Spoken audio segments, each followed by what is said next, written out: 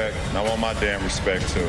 Down the middle he goes, and nobody's going to stop him. LeBron with the steal. All the way, LBJ. Logo 3 for LeBron. Logo. Ring up another logo 3.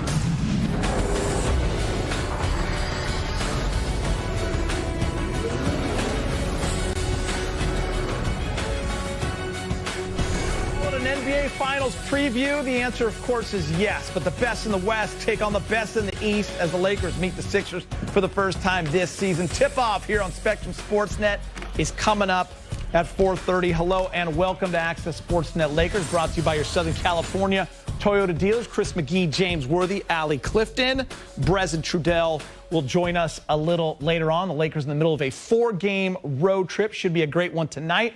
Sparks head coach D. Fish was going to be here. He's going to join us for post-game. He was scheduled, but the news recently broke that his star player, Candace Parker, will be leaving the team to join the Chicago Sky after 13 seasons in L.A.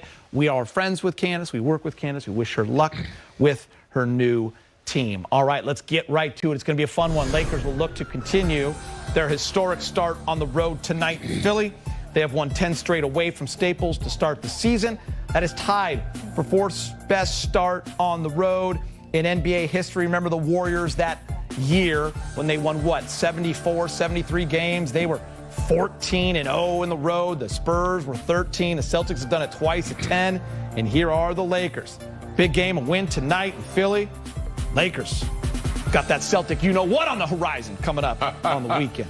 Yes, sir. I can't wait for that one, but can't overlook that one until we take care of this one in Philadelphia. Another big test for the Lakers. You know, it started Milwaukee. That was a big one. You know, they've really been trending in the right direction. Of course, Doc Rivers has this team playing very well, and the Lakers will have to really, play another good game collectively to get it done. So expecting to win, and it'd be nice to keep that record going. Are you surprised, Allie, with the shortened offseason, new pieces, that they're 10-0 on the road?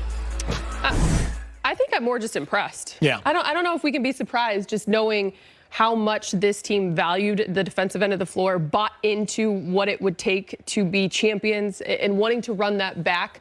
I know we have talked about it a lot on this show. As former players, you guys have talked about kind of, what it's like to be a champion. And when it was such a shortened off season, they're still kind of feeling that vibe and that energy. So I don't think I'm surprised. I'm just very impressed. And you mentioned the Sixers, James. This is the one kind of everyone circled. They're the best team in the East right now. They're hungry. They know the champs are in town. They're out to prove something tonight. They have to prove, given what they've experienced the last, couple of seasons, have a new coach coming in, that's a new direction. So, led by Embiid, obviously, who's having a pretty good season. It's early, but it is a good sample of what could be, without fans, there's really no advantage or disadvantage, I would say. But so they have to get it done as a team. Philadelphia will be ready because this is their biggest test this season. Yeah, I mean, Allie, for Philly, they're looking at the champs coming to town. This is their chance to make a statement. And look, as much as we're talking about the Lakers being 10-0 on the road, they've won 9 of 10 at home. So they defend their home court. Yep. And you mentioned the storylines coming in, the defending champs. You've got 2 of the best, 3 of the guys that are being talked about for early season MVP.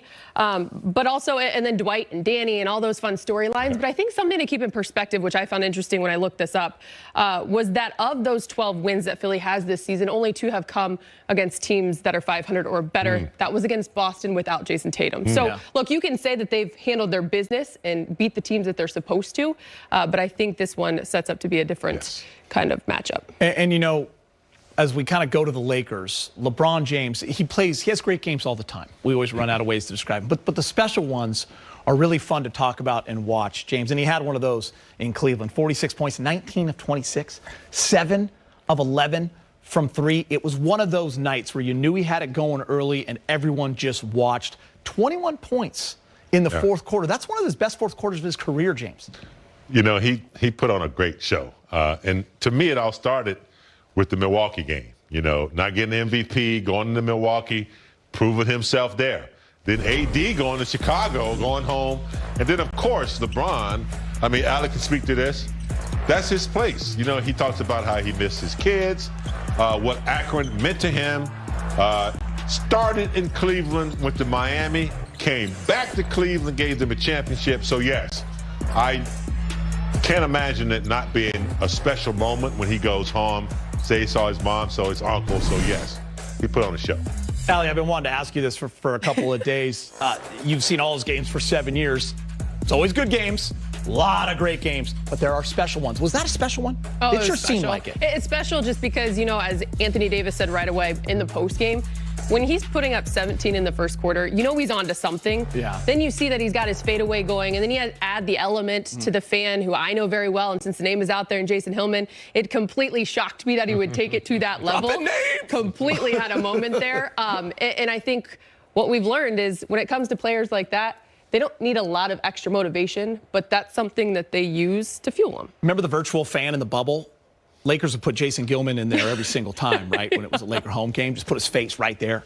I mean, he was into it. He was giddy. He was glad After he that missed miss. that shot. LeBron looking at him like, we're going to talk about that later in the show. All right, Lakers and 76ers, they are coming up at 4:30 right here on Spectrum Sportsnet. This will be the first time since 1985 that these teams will be meeting with both teams in first place in the West and the East. For the latest, let's check in with Laker reporter Mike Trudell. True, what up? Hey, what's happening, guys? I don't know, Gator. Maybe save that for the postseason or something. Yeah, good point. Good point. Yeah. Although, break it out. A little giddy, Mike. He was a little giddy. I like what you're saying, though. I like what you're saying with that. Hey, so tonight's game, Allie made a great point about Philly 12-2 with Joel Embiid playing, and then only 2 of those wins came against teams with plus 500 records. Of course, Tatum didn't play. Well, the Lakers have everybody available tonight, but Embiid is the center of the scouting report, right? He leads the league in free throw attempts. He's having his best year by far as a shooter, particularly from the mid-range. So there's a lot that he's doing right, and I wondered to start with Frank Vogel where they focus their energies with Embiid. Well, you start by putting them at the top of the scouting report, and you talk about all those things. You know, that's what our, a large part of our meeting was about this morning is the discipline that you have to play against him to try to slow him down, take away his airspace without putting him to the free throw line. So, it's going to be a tough challenge, but a good test for us.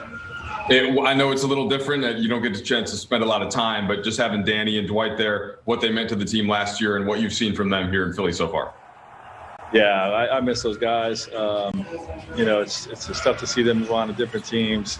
They meant, they were 2 guys that really, really starred in their roles, and that's so necessary on a championship run. And, we don't win a championship without those guys. So, they're very much missed, and I'm glad to see them doing well. I look forward to seeing them in person.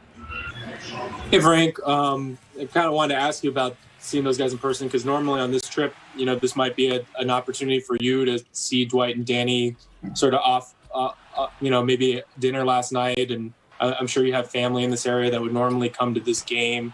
What's it been like to you to kind of experience a little bit of that and some of the restraint involved with a trip that otherwise might have been kind of fun for you? Yeah, it's hard. I haven't seen, my family, and last time I saw them was last time we were here, and that was just for a quick dinner. So it's been a long time. It's something that you hope to be able to do, but we all understand the restrictions. My parents and brother and family, they all understand the restrictions. I understand the restrictions. It's just the nature of what we're in right now, and we're essentially still in a traveling bubble, and we have to stay in basically around ourselves only, and just minimize any potential exposure risk. And that's just the nature of this season. So it's difficult, but everybody gets it. All right, there's Frank. Loved that highlight of Danny Green's tip back put back dunk with Dwight then smiling going back and down the floor. By the way, Gator, first time the Lakers will see essentially 48 minutes of rim protection here with Embiid and Dwight at the center spot. So we'll see if they can hit some shots from the perimeter. They'll probably have to tonight. Yeah, great point, Mike. All right, good stuff. Talking to you later. NBA and NBA-PA announced the latest COVID-19 test results. And of 492 players who were tested since January 20th, 1 new player has returned a confirmed positive test. So this is good news for the NBA. They are down from 11 positive tests last week and 16 confirmed positive tests from 2 weeks ago. All right, keep it here for the Lakers and Sixers. Kyle Kuzma's scoring is down this season, but the coaching staff isn't worried. Our Laker insider will join us to highlight all the other things that Kuz has been doing to make himself a vital performer off the bench as Lakers try to remain perfect on the road. 10 in a row on the road to start the year. Franchise record. But I loved how coming off the floor in Milwaukee, cameras picked up KCP saying to Anthony Davis, "Be tough on roads." they know it. We see it. They are aware that, okay, when we go out on the road, let's take care of our business. By the way, the Lakers are now 10-0 on the road. Their best start ever. Highlighted in yellow at the top. Lake Show, 14-4 on the season in that #1 spot.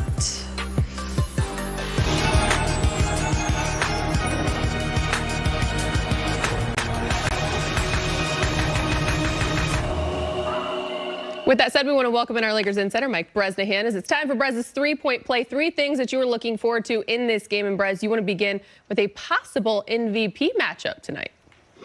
Yeah, I think we got the top 2 candidates, at least according to me. If that's worth anything, Allie, probably not. But hey, LeBron James, Joel Embiid, gonna be fun to watch those two go. Not quite head-to-head tonight, but close enough. We'll be banging into each other in the paint for sure. Joel Embiid, he's doing some really interesting things. His last 3 games, 38 points and 12 rebounds. Those are his averages, and it's been against pretty good teams. Boston in 2 of those 3 games. And of course, LeBron, all he did the other night, 46 points. Pretty impressive in his return to Cleveland. I put LeBron slightly ahead because he has played every single game the Lakers have. The problem with Embiid, as usual, he's missed 4 games. There's my top 5 MVP guys at about the quarter pole of the NBA season. Durant averaging about 30 points for a team that has done a little bit better than expected over the last week or two. Jokic averaging almost a triple-double. And Giannis, yeah, you still got to put the current defending MVP on there, but his team has been only slightly better than 500. They need a little improvement right there before I move him up. And you mentioned that the Sixers have been without Joe for 4 games, and they are 0-4 without him. When you talk MVP, you stay on the Kuz bus, as always, driving. What has stood out lately to you with Kuz? Yeah, well, not his scoring. All right, so far on the road trip, he's averaging only about 4 points a game. And Allie, I don't care. He's been really impressive in other areas, and this is really important as far as his development. Last game against Cleveland, 6 offensive rebounds. Very impressive number for him. He continues to hit the boards. He has 4 double-doubles already this month. And also defensively, he had maybe the second best defensive play of the game. The best play against Cleveland on defense was, of course, LeBron James's block of Colin Sexton. But let's not forget, Kyle, he had a nice block on Jarrett Allen, the center, for the Brooklyn, not the Brooklyn Nets, for Blake, I don't know who they played the other day. Cleveland, of course. And yeah, pretty good defensive plays by Kuz. I don't care that he's not scoring. I'm still driving the Kuz bus. Yes, you are. Let's talk about Trez, your final point. Always. What has caught your eye with Trez? Yeah, I'm going to cheat the numbers a little bit here. I had not 1, but 2 producers called me to make sure I wanted to do this. Well, right now, Trez shooting 63%. It's going to put him at or near the top of the Lakers' career shooters as far as field goal percentage. We'll take a look at that in a second. But if you think he's not missing a lot of shots, Allie, you are absolutely correct. The other night against Cleveland, 6 of 9, very steady down low, nothing new there, a lot of dunks, a lot of layups for the kid. He's only played 18 games for the Lakers, and a lot of plays like that. Love his timing off of missed shots. Very, very solid. And there you see it. Now, I'm cheating a little bit here, all right? JaVale, Dwight, Wilt, and Shaq. The number usually is you have to have 100 games with the same team to be considered one of the career leaders. Trez obviously does not have that. He only has 18 games, but still, we're going to have a little fun. Put him at the top of that list. So far, so good for Montrezl Harrell. He's just not missing a lot of shots. All he has to do is keep that up for 82 more games, Allie, and he will be the Lakers' all-time career leader in field goal percentage. I was going to say, anytime you're mentioned with Shaq and Will, I mean, he deserves to be in your three-point play. Well done. You're doing good things at that point. Well done, as always. Straight ahead, we'll take a closer look at the battle of the bigs as Anthony Davis and Joel Embiid take center stage tonight in Philly. We've got that and more next on Access.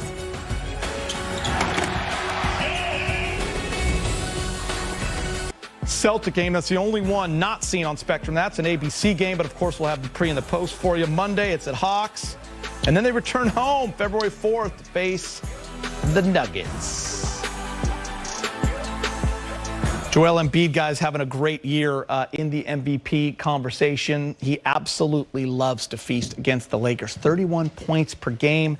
James, Marc Gasol going to have his hands full. Doesn't need to give you 25 minutes, but can he slow him down? And how important is it to stay out of foul trouble? Yeah, it's going to be critical that he stays out of foul trouble. I mean, in the last few games, sometimes Marc's, he gets in foul trouble in the first quarter a little early. Embiid's going to be a challenge. Because of his versatility and moves like this, also his versatility of being able to shoot the outside shot, a three-pointer every now and then. But Allie has some interesting stats that I didn't even know until she just mentioned in the commercial. I didn't know either. I think we all remember the game a season ago when Joel was held scoreless. 0 for 11, and it came against Marc Gasol in the Raptors. And then historically, in those 3 games a season ago, Joel has averaged 5 points, shooting just 18%. Yeah. James, you can speak to this. Sometimes there are just players that have your number. Now, at this level, Joel is historically having one of those seasons. We already talked about it. 28 points, 12 rebounds a night. But Marc Gasol in the past has had success against Joe. Especially when, a successful team like Toronto, good defensive team, the Lakers, a good defensive team, when they're geared at stopping someone, it makes it a little bit easier. But Marc Gasol, make no mistake about it, he knows how to get under your skin. He's a defensive player of the year, so it's not happened by mistake. He positions himself well. Maybe he knows how to hit him with an elbow, get him physically and get him mentally out of his game. I don't know, but it'll be interesting to see how Embiid responds in tonight's game. But Marc Gasol, he might be a little older, but he still has some tricks on his sleeve. Yeah, you can look at this. Most points versus the Lakers since the merger, the ABA and NBA. Joel Embiid, 31.8 points per game. That's a minimum 5 games. Of course, MJ at 29. Dame Lillard, we know what he does against the Lakers at 28 per. And check this out. Sham's sharing this on Twitter. Here's a look at the shoes Joel Embiid will wear tonight versus the Lakers. He's paying tribute to Kobe and Gigi. Embiid fell in love with basketball watching Kobe as a kid in Cameroon. I mean, I just think it adds to the storyline. Just a day ago, we all know how we felt. We all know what it meant. And you take that to a year ago in Philadelphia with the Lakers. There's just so much special meaning. And I love, as we continue to hear the stories and see the inspiration that Kobe and also his daughter mean to so many. And I guess the matchup, guys, that everyone wants to see, because we know Marc Gasol is only going to spend a certain amount of time in this game on Embiid, is when AD goes over to the 5 and he's faced up against Joel Embiid, 2 of the premier big men in the game battling each other. James, how does, AD rises to the challenge. How does he win this matchup? Well, when you're trying to stop someone on the defensive end, you better be making them work on the other end as well. You can't be soft. He's got to take it to Embiid's body, try to get him in foul trouble. But defensively, he's got to take away some of those sweet spots, maybe force him to shoot from the outside. But once he starts backing you down and bumping you, he's getting into some rhythm. So AD's going to have to do a really good job of keeping him off his sweet spot, meeting him early, meet him at the top of the key. Start your wars there, not let him get into his comfort area. So it's going to be interesting to see. Also, if, I don't know, will he throw Trez on Embiid a little bit, a physical, little nastier player? But I think AD is going to have his hands full as well. So he's got to make him work on the other end. Yeah, I think James nailed it when you said you have to make him work on the defensive end of the floor. But offensively, too, Joel averages almost 11 free throws a game. He's making 9 of them a game at 83%. So he wants to get to the free throw line. It's one of the ways in which he is able to demolish opponents, if you will. So I just think being able to defend without fouling and just continuing to make him work on the defensive end. And to answer your question about Trez, I think everyone's going to be on him. And I think Trez definitely will get his turn. Listen, the Sixers, it's a lot of offense they have. 6 guys in double figures. It's going to be a big test for the #1 defense in the Lakers. All right, Lakers and Sixers are coming up here on Spectrum Sportsnet. Danny Green saying hello to his former teammates. Danny has won back-to-back rings, and he's given Philly some needed championship experience. The reunion is coming up at 4:30, but next on Access, we'll hear from Monster Trez. Good move by Trez to throw it down with two hands. Boy, he got JaVale too far under the basket. JaVale tried to contest, but he was completely under the rim. Good move by Trez to throw it down. Oh, what a great rebound follow slam by Montrezl Harrell. Look at the block by Harrell as Montrez is at the other end to finish it. Trez. Oh, he turns and throws it down. Throw it down, big fella.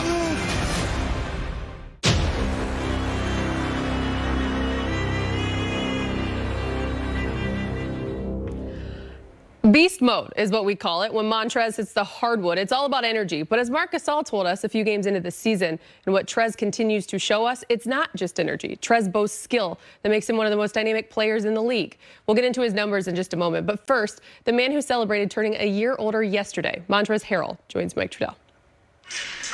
All right, Montrezl Harrell, kind enough to join us on the Lakers pregame show. Hey, Trez, such a unique year in all facets. You guys have yet to lose on the road, but I'm wondering what it's been like for you just in the hotel rooms. Like, how different is it this year, and how have you been getting by on this now, about halfway through this road trip? Really, guys, real big on video game systems, so that's pretty much all it's been. And just watching the other games that's going on.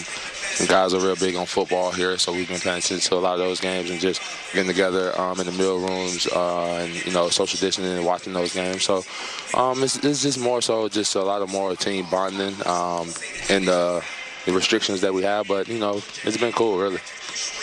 All right, what's your video game of choice, Trez? Who else is good, and what's your skill level like? Well, a lot of the guys here play Madden. We kind of got together one night and played till probably like 4 or 5 in the morning one night, man. Guys just randomly switching off. No matter who wins, who loses, guys just get off the stick. So it was pretty cool. A lot of these guys pretty good. Bron's good. Who else played? Does kind of got a funny kind of game. But everybody, like I said, these guys are real big on it. I think a lot of these guys use PC a lot more than I thought.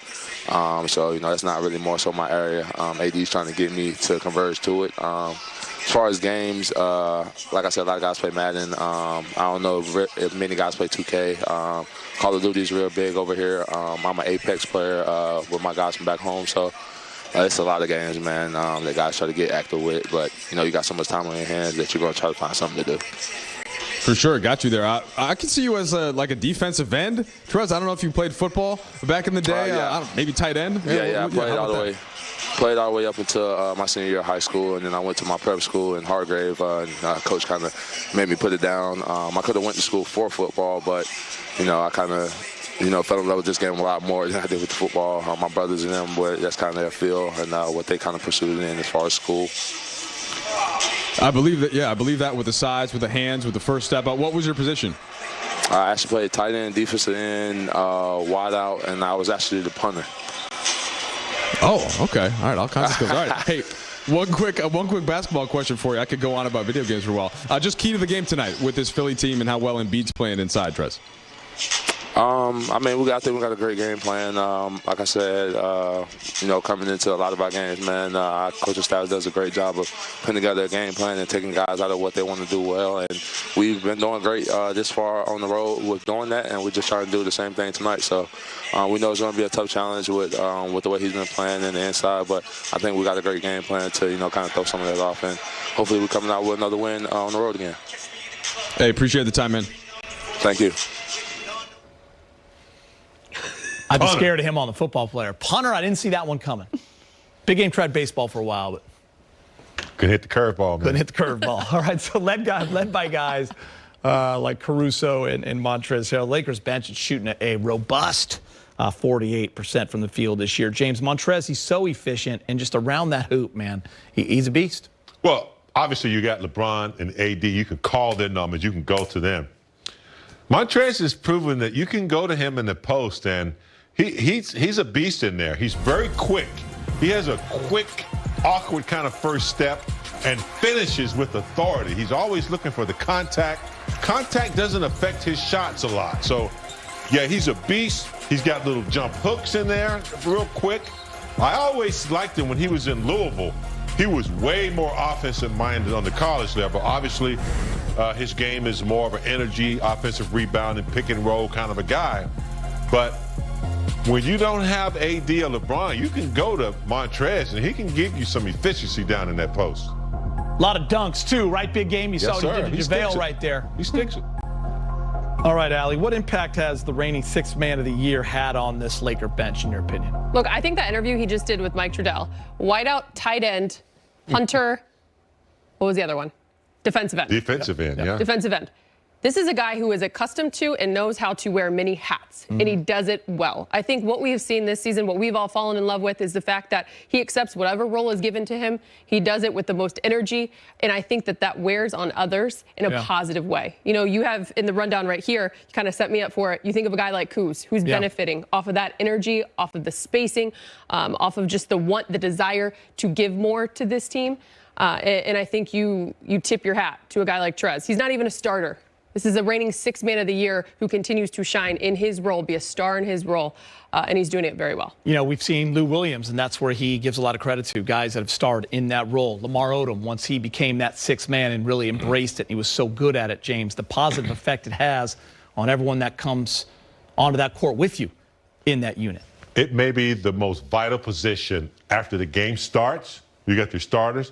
It is the most important role that usually the first substitution, I'm not saying it's always the first substitution, but that sixth guy who wins that six-man award, who has that type of effect and impact in the game when he comes in, yes, it's a big role. Yeah, big and those six men are usually guys that are key figures in a fourth quarter lineup.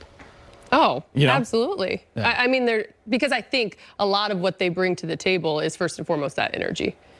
All right, guys, we're going to bring in Laker insider Mike Bresnahan. Brez, you've got your eye on the impressive three-point shooting from a couple of members of the Purple and Gold headed in tonight's matchup with the Sixers. Yeah, Geeter, trying to get in touch with my inner Kornacki as I give you these numbers. Oh, I like it. Caldwell-Pope. Yeah, that's one of your guys, right? You love watching him. Are you wearing khakis? He's great with his numbers. Yeah, I am. I basically am. You'd be shocked. But definitely the Lakers doing a good job of shooting threes so far. They're fifth in the entire league in three-point accuracy. Two of the guys that are kind of driving it, KCP and Alex Caruso. All right? Little stat for you here. They are the first teammates in 13 years to both be shooting 50% or better from three-point range through 18 games into a season. These guys have been great. I mean, KCP just keeps on rolling. Basically, from last season, he was so good for the Lakers in the bubble. And one of the teams that also had two guys shooting this well from three-point range through 18 games, the 86-87 Lakers. Byron Scott was one of them. James, I'm sorry you were not one of them. Coop was actually the other, but I went ahead and looked at some of those stats. Remember, it was a different age back then, but I got it here on the laptop. Coop ended up making 89 threes that year. Byron Scott made 65. Magic made 8. Kareem made 1. And James...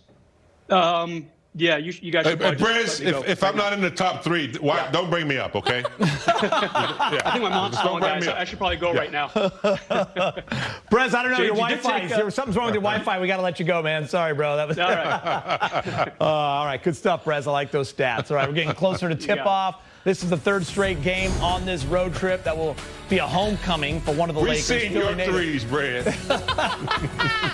Markieff Morris back in